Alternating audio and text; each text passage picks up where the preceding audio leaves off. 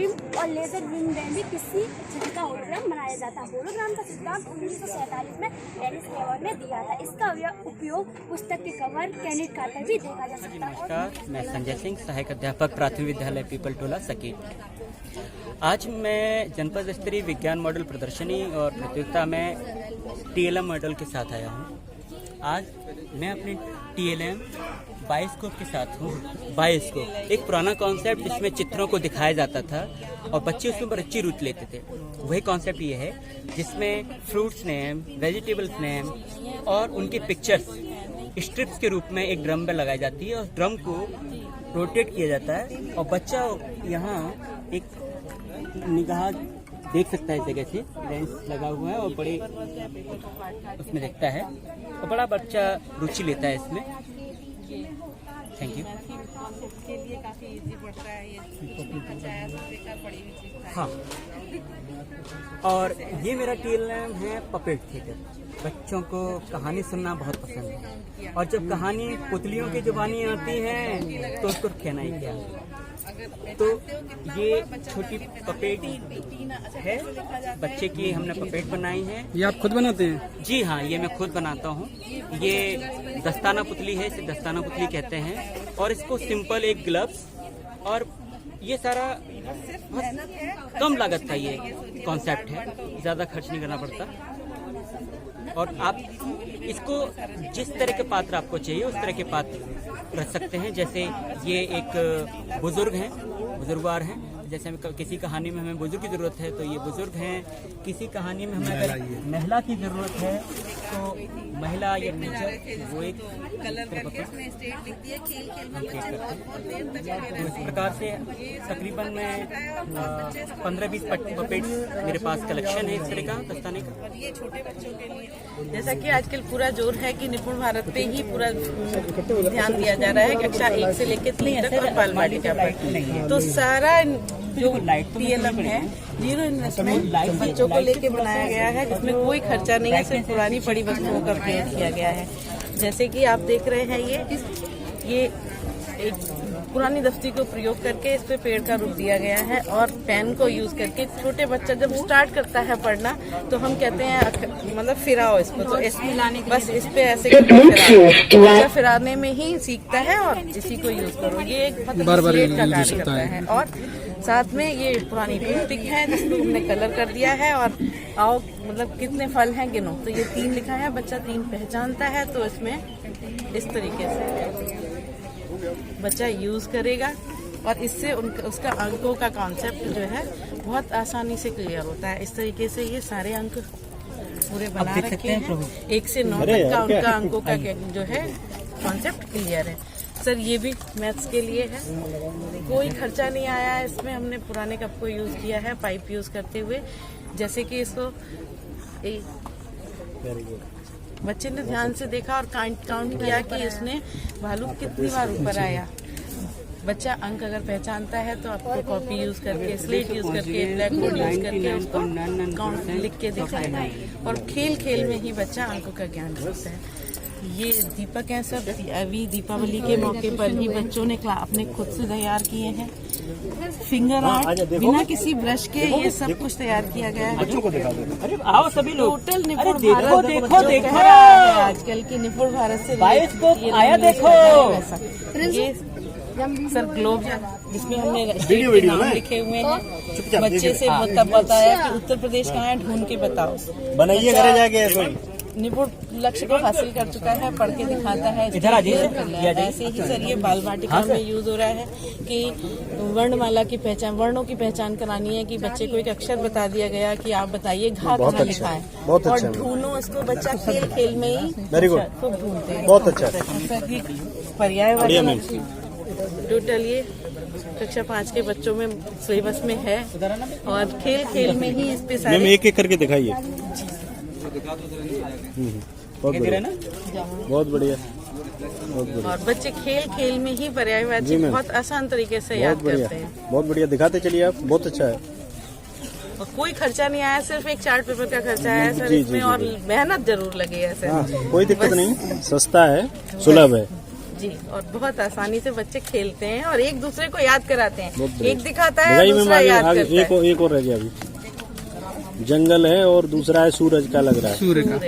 सूर्य का है और दूसरा आँख का। Very good. मैंने कक्षा 7 के विद्यार्थियों को सरल मशीन की अवधारणा बहुत ही प्रभावी ढंग से समझाने के लिए इस मॉडल का निर्माण किया है। इससे कक्षा कक्ष की नीरसता और कठिनता समाप्त होगी, साथ ही प्रभावशाली अधिगम की संप्राप्ति होगी। यहाँ कक्षा कक्ष के वातावरण को रुचिकर और रचनात्मक बनाने के लिए मैंने इस एक कविता के माध्यम से फिंगर पपेट का प्रयोग करके सरल मशीन की संकल्पना को बोधगम्य बनाने का प्रयास किया है। मेरे द्वारा एक स्वरचित कविता है जो मैंने इस पेपर जैकेट पर लिखी हुई है। सर, उसकी कुछ पंक्तियां आपके सामने दोहराना चाहूंगी। कम समय में देती ज्यादा काम, सरल मशीन उसका है नाम, जीवन को देती आराम। 5 प्रकार होते सरल मशीन के, उत्तोलक, पिजनत, समतल, घिरनी, पहिया और धुरी।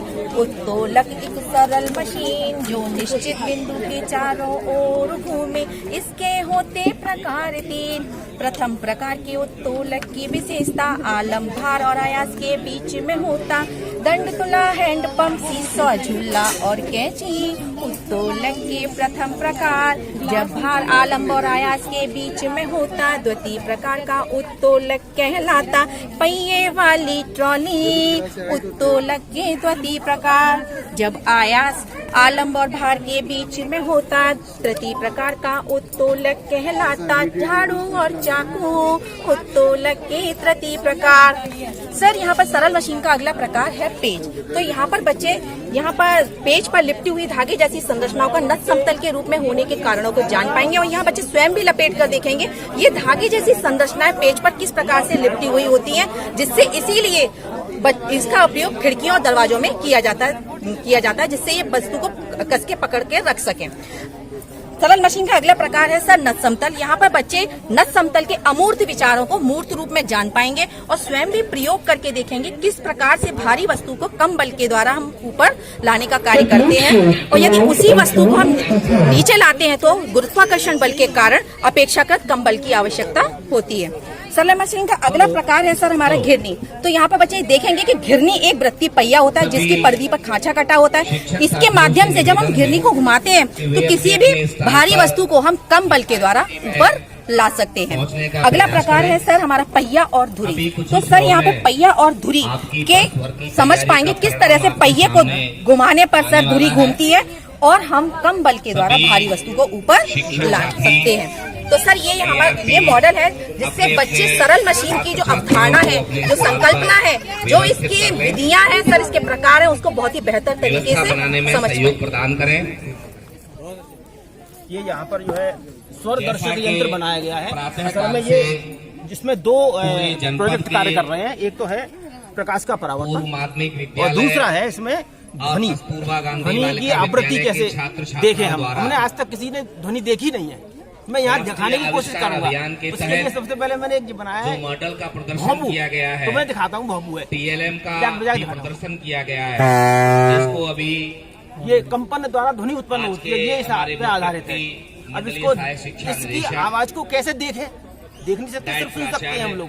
तो कान में हम घुसे नहीं है, कान में कैसे वाइब्रेशन हो रहा है हम यहाँ दिखाते हैं आपको। कान का एक प्रतिरूप मान लें आप इसे। मैं इसमें इसी की ध्वनि को इसमें डालूंगा, फिर देखें आप क्या होता है वो उसमें परावर्तित होगी। देखें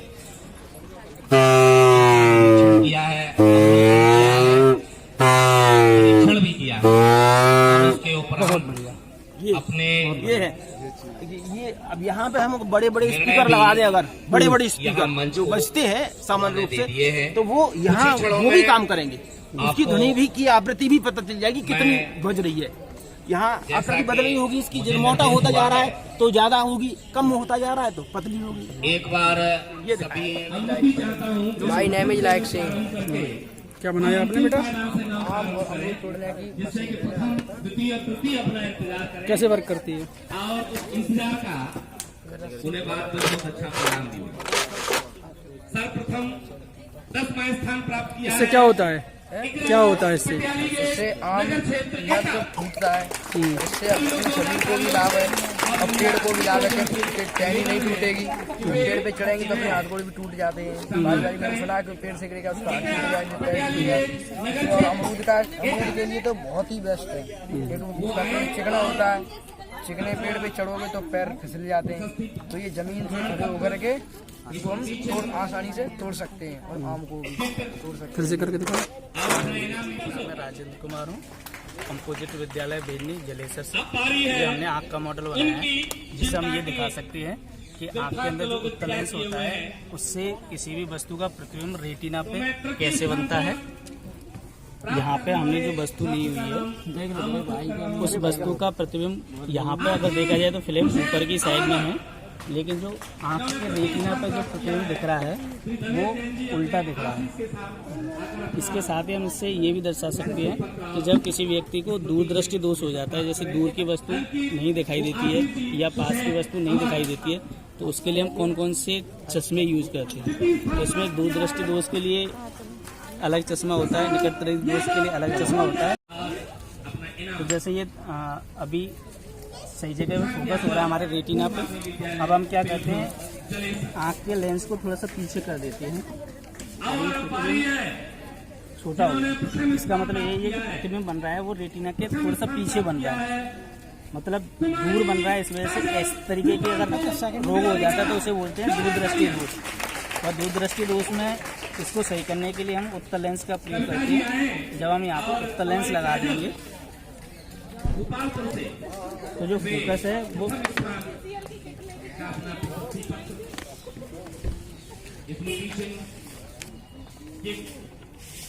जैसे उत्तल लेंस लगा देते हैं, जो प्रतिबिंब पहले बनता था बिल्कुल उसी तरीके से बन रहा है। मतलब ये हुआ कि दूरदृष्टि दोष के लिए उत्तल लेंस के चश्मे का प्रयोग किया जाता है। इसी को अगर हम प्रतिबिंब को थोड़ा सा आगे की तरफ कर देते हैं, मतलब रेटिना से पहले बना देते हैं, तब इसमें हम क्या करेंगे, अवतल लेंस का प्रयोग करेंगे। और अवतल लेंस को प्रयोग करने के बाद में ये जो प्रतिबिंब होगा इसे देखिए साफ बनने लग गया। से एक बार फिर तुम्हें निवेदन कि सभी लोग अपने अपने स्थान पर पहुंच, सभी अपने स्थान पर। तांबे की कुंडली, हम विद्युत मोटर के बारे में बता रहे हैं कि तांबे की कुंडली है, उसमें चुम्बक है, उसमें वो विद्युत द्वारा प्रभावित करेगी, तो इससे ये कुंडली। मंच पर उपस्थित आदरणीय खंड शिक्षा अधिकारी शीतल को श्री कि वे अपना आशीष वचन दें। आदरणीय श्री ब्रजेश कुमार, सहायक अध्यापक, उच्च प्राथमिक विद्यालय पिलखुन जलेसर से हूँ। और ये जो हमारे सहयोग से बच्चों के द्वारा ये जो प्रोजेक्ट बनाए गए हैं उसमें ये प्रकाश के जो परावर्तन के जो 2 नियम होते हैं उनको एक्सप्लेन करने के लिए, उनको जो है प्रूव करने के लिए ये हमारे द्वारा एक छोटा सा प्रयोग मतलब जो किया गया था। इसमें एक समतल दर्पण है और इस समतल दर्पण में जो है लेजर लाइट के माध्यम से जब हम इस पर लाइट डालेंगे तो लाइट डालने पर हम देखते हैं कि जितना जो आपतित किरण होगी हमारी वही परावर्तित किरण होगी। यानी कहने का आशय जिस कोण पर हम आपतित रेस को डालेंगे उसी पर वो उतने ही कोण पर वो बाहर निकल के आती है। इससे ये सिद्ध होता है कि आपतन कोण जो है परावर्तन कोण के बराबर होता है। दूसरा आपतित किरण, परावर्तित किरण और अविलंब, जैसा कि चित्र में भी दिखाया गया है, और वो तीनों एक ही तल में स्थित होते हैं। ये परावर्तन के 2 नियम होते हैं। ये हमने होलोग्राम का मॉडल बनाया। जैसा कि हम जानते हैं किसी सतह पर लगी कोई छवि या चित्र जो प्रकाश पड़ने पर अलग से चमकती उभरती होलोग्राम कहलाते हैं। होलोग्राम एक ऐसी छवि बनाता है जिसे एकाधिक कोणों से देखा जा सकता है। होलोग्राम बनाने की तकनीक और विज्ञान को होलोग्राफी कहा जाता है। होलोग्राफी द्वारा लाइट बीम और लेजर बीम में भी किसी छवि का होलोग्राम बनाया जाता है। होलोग्राम का सिद्धांत व विकास 1947 में डेनिस गैबोर ने दिया था। इसका उपयोग पुस्तक के कवर, कैंडिड कार्ड पर भी देखा जाता है। 1560 में फोटोग्राफी में प्रकाश की तीव्रता में हुए परिवर्तन को रिकॉर्ड किया जाता था। तथा टीवी के रूप में प्राप्त होता है। को ज्यादा समय तक रिकॉर्ड करने के लिए 1947 में गैबोर ने बताया कि अगर यदि हमारे पास प्रकाश स्रोत पुनः उपस्थित हो तो प्रकाश की तीव्रता में हुए परिवर्तन को प्रकाश की कला को परिवर्तन कर सकते हैं। ये दिखने में त्रियामी होता है किंतु ये मूल रूप से द्वियामी आकृति का होता है। इसी कारण इसे 3D होलोग्राम कहा जाता है। फिल्मों विजुअल प्रदर्शन में भी यह तकनीक काफी उपयोग में की जाती है।